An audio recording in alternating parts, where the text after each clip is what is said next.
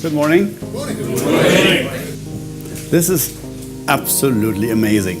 Global Industry Practices was established as an idea by our CEO, but there was at that point in time not much more behind it than an idea. And today, 4 months into the new year actually, we have a fully packed, energized room of almost 40 people that actually are the personification of this new team.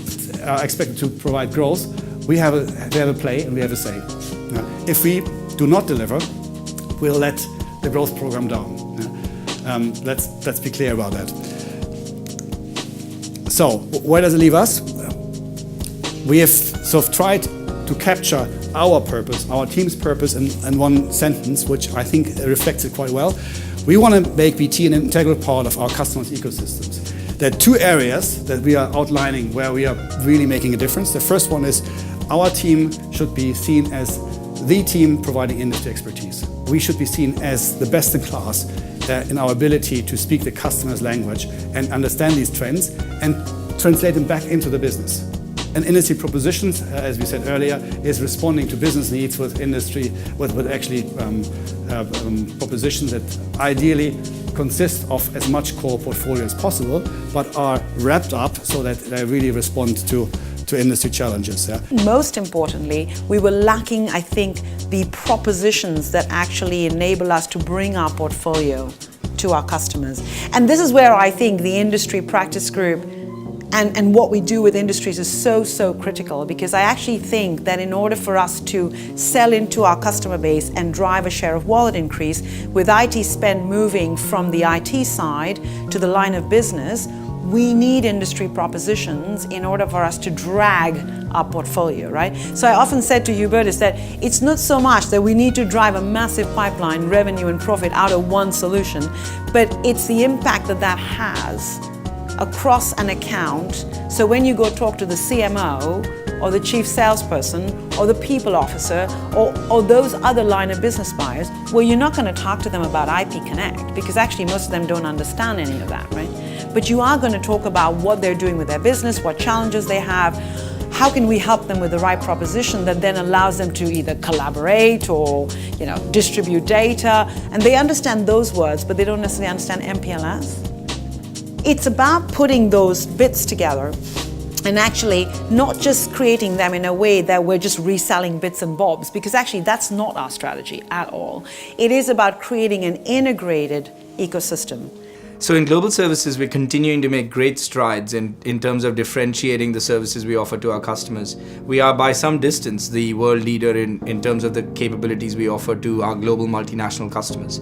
With GIP, I think it gives us the opportunity to take that one step further forward. It gives us the opportunity to differentiate our services beyond infrastructure, to become even more relevant to the businesses of our customers, and to be able to ensure that we can help them solve business outcomes even better than we do today. And that's really why Global Industry Practices is so exciting. I think this is just another step in making sure that we keep that clear blue water with our competition. I'm very excited to be part of the GIP because it brings so many people with various industry expertise together. It will give us an opportunity to leverage each other's knowledge, each other's skills, and we are actually forming not only an ecosystem for our customers, but we're forming an ecosystem of talent within the GIP, which will form the basis of building thought leadership, building new propositions, helping our business as usual penetrate new organizations, new accounts. So the energy and resources industry practice is a real expansion from what we'd previously done in mining, oil and gas. And it encompasses the oil and gas companies, metals and mining. It covers chemicals, utilities and energy companies. So a real mixed bag, but all with common drivers of massive infrastructure and investment. And in many cases, the need to leverage those assets in really difficult to get areas. So the purpose of the industry practice and my role in the business development is to bring together all the skills that we have globally because these are truly global organisations, to be able to deliver against the business challenges that these companies are facing. So I'll be reaching out to all of the account teams, working with them and directly with their customers to make sure that we're speaking the language of our customers, we understand some of their challenges, and that we have adequate propositions to be able to position us as key in their ecosystems. Industry propositions are very much about targeting the 40%. Because they're really about targeting the business function in a customer.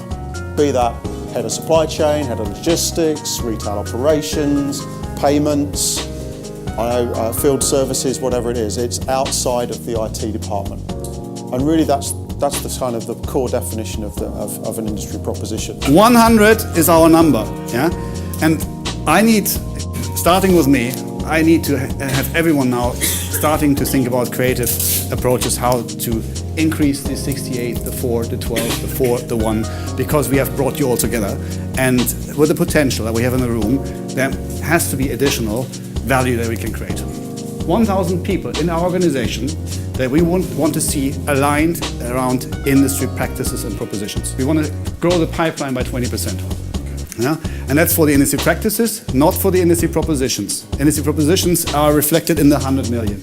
This is sort of looking at the core industry practices that we are targeting and increasing the pipeline. In 3 years' time, everyone in global services feels connected to at least one industry practice. Every solar, every legal guy, every single person. Yeah? Because most people have a passion for something, yeah? And that already qualifies them to participate.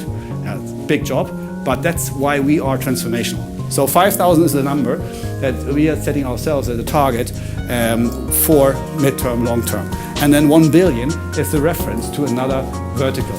Yeah? This group here, together with some of our market units guys, is responsible for creating the next GBFM. Yeah? GBFM is a good example how to do business, and we have been praised a lot for that. We're going to replicate that. So what are we going to deliver this year?